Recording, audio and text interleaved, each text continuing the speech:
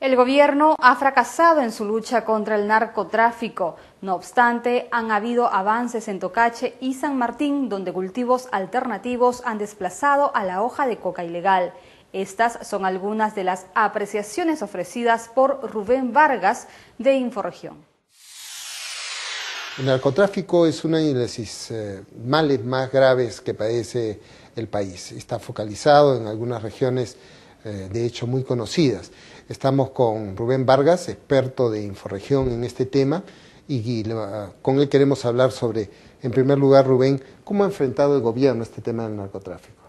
Sí, en efecto, como tú has mencionado, el narcotráfico es uno de los grandes problemas de seguridad que en mi lectura está poniendo en jaque a las posibilidades de seguir creciendo en términos económicos y también creo yo que es uno de los grandes enemigos de la seguridad nacional del país.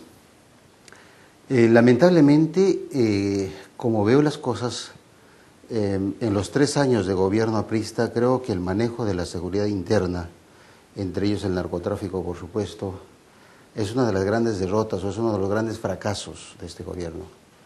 Porque hemos visto cómo el narcotráfico, junto con otros tipos de delincuencia, han ido creciendo y han ido expandiéndose, consolidándose, y de parte del gobierno no ha tenido ninguna claridad, ninguna estrategia para enfrentar, por lo menos para frenar a estas amenazas a la seguridad interna. Han habido muchos muertos por parte de las Fuerzas Armadas y policiales, o bueno, principalmente de las Fuerzas Armadas, ¿no es cierto?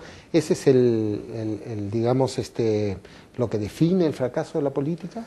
Habría que diferenciar, separar escenarios y temas de seguridad interna.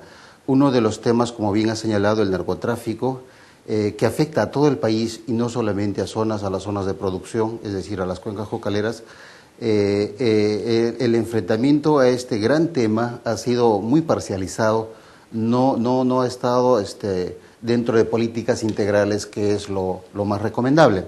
Creo yo que el tratamiento de la lucha antidrogas, también soy pesimista en su evaluación general, en su balance anual, en la medida de que son los componentes que han cumplido con sus metas, los componentes que se han desarrollado de manera satisfactoria, son los mismos desde hace 4 años atrás, y me refiero básicamente a los programas de erradicación de la coca ilegal.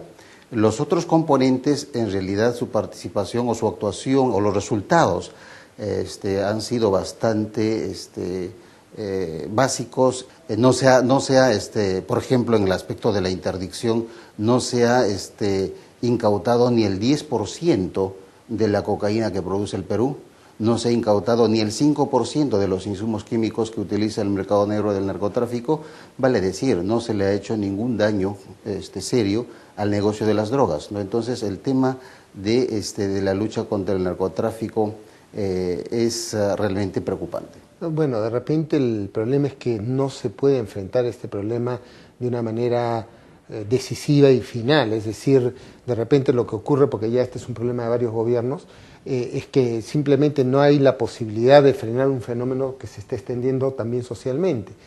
Quizás la solución sea no ser tan ambicioso y simplemente tenerlo, digamos, limitado o estancado. ¿Qué perspectivas hay para enfrentar esto? ¿Cuáles son las salidas que habría que implementar? Creo que el gran problema es que lo que se está haciendo es absolutamente insignificante frente a la magnitud del problema. Y creo que el gobierno está teniendo una lectura muy simplista del problema del narcotráfico. Porque si se tomara en serio el gran problema del narcotráfico, si se tomara como una amenaza, como la que es una amenaza a la seguridad nacional, entonces definitivamente habría una decisión política mayor, y obviamente esto se traduciría en asignación de recursos y de fondos específicos para combatir a este enemigo, no solamente en las zonas de producción, sino en todos los ámbitos donde éstas se presentan. Y me refiero principalmente a ámbitos donde donde las bandas organizadas que trafican drogas lo están realizando con total impunidad, ¿no? Y creo que en general el gobierno, en el aspecto de la lucha antidrogas, está cediendo cada vez más terreno, y eso hace, como te comentaba, de que los golpes que se le den, ya sea en las zonas de producción o en las zonas de comercialización, son absolutamente pequeños, que no hacen ninguna mella, ningún daño al negocio global, ¿no? Entonces, hay ejemplos de cómo sí se puede enfrentar al narcotráfico, y lo que se ha estado comentando ahora último es el modelo San Martín. Hace poco muchas autoridades han estado visitando a Tocache y han quedado sorprendidos, gratamente sorprendidos, de cómo Tocache, de haber sido la cuna de la pasta base de cocaína, ahora se han instalado varias cooperativas y empresas que están trabajando en torno al cacao y al café orgánicos con mucho éxito. La política que siempre se dice que tiene que ser integral, eso es lo que se hizo en San Martín, y esa aplicación integral de una estrategia hizo que San Martín ahora esté sonriendo más aspectos de la economía ilegal y ya no al narcotráfico como lo era en la década de los 80. ¿Y qué puedes contarnos sobre la situación con el lavado de activos? ¿Cómo se está combatiendo este tema? Bueno, este es un tema relativamente nuevo en nuestro sistema, en nuestro marco legal, en nuestro sistema penal. La UIF es de reciente creación, y los casos que ha estado investigando, entiendo que se ha estado reportando al Ministerio Público para su debida judicialización. Sin embargo, el gran problema que se tiene es de que son pocos los casos que informa la UIF como probables casos de lavado de activos terminen judicializados, y de esos casos que son denunciados, es decir, judicializados, hasta ahora no se observa ningún caso que haya terminado en una sentencia condenatoria. Entonces, ahí hay dos problemas. Uno, una falta de capacitación, de una capacitación adecuada a los operadores de la Administración de Justicia para que entiendan la naturaleza complicada del lavado de activos, y otro, obviamente, que también pasaría por temas de corrupción. Estamos enfrentando, o se estaría enfrentando en el lavado de activos a grandes intereses que están no solamente en la ferretería de la esquina o en la bodega de la esquina o en la construcción de una vivienda en determinada parte del país, sino estamos hablando de varios millones de dólares que ingresan obviamente al sistema financiero. Y para terminar, ¿cuál es tu balance de la situación del terrorismo en las zonas cocaleras? Bueno, ahí hay dos escenarios que hay que diferenciarlos. Uno es el Huallaga y el otro el Brae. En el caso del Huallaga, felizmente que la policía está aplicando una estrategia que le está dando resultados muy favorables y positivos. Desde el 2006 se ha capturado o se ha neutralizado en limpio combate a cuadros importantes de Sendero Luminoso. Cayó Clay, que era el mando militar, cayó Piero, que era el segundo mando militar, JL y otros cuadros que tenía Artemio, con los que controlaba territorialmente todo el Huallaga.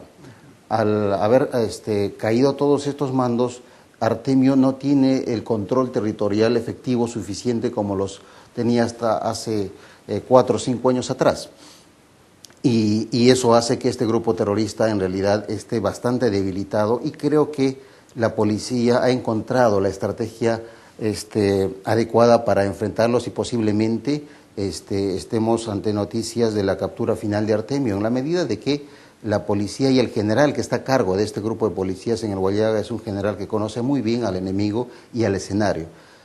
Eso no ocurre en el Brae, creo, ¿no? Es absolutamente lo contrario en el Brae. En el Brae estamos ante una estrategia equivocada.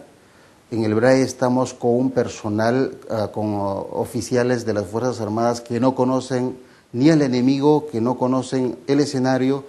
El Brae sigue siendo una zona liberada, no solamente por el narcotráfico, sino también por el terrorismo, que son dos actores distintos en mi lectura.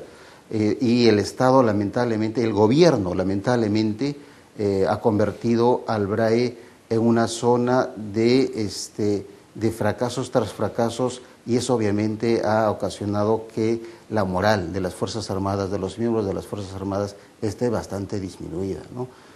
Porque no puede ser que los más de 50 muertos que ocasionaron las acciones terroristas y otro tanto de heridos sea solamente del lado de las Fuerzas Armadas. Del lado de Sendero Luminoso no se conoce ninguna baja importante. Muchas gracias, Rubén.